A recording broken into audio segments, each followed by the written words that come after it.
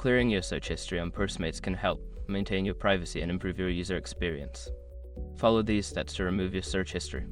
Step 1. Open the Postmates app. Launch the Postmates app on your mobile device. Make sure you're logged into your account to access the settings. Step 2. Go to Account Settings. Tap on the profile icon or the menu icon, usually located in the top corner of the app. Look for the Account or Settings option and select it. Step 3. Access Privacy Settings. Within the account settings, find the section labeled Privacy or Data. This is where you can manage your search history and other personal data. Step 4. Clear Search History. Look for an option that says Clear Search History or something similar. Tap on it to remove your past search entries from the app. Step 5. Confirm the action. You may be prompted to confirm that you want to clear your search history.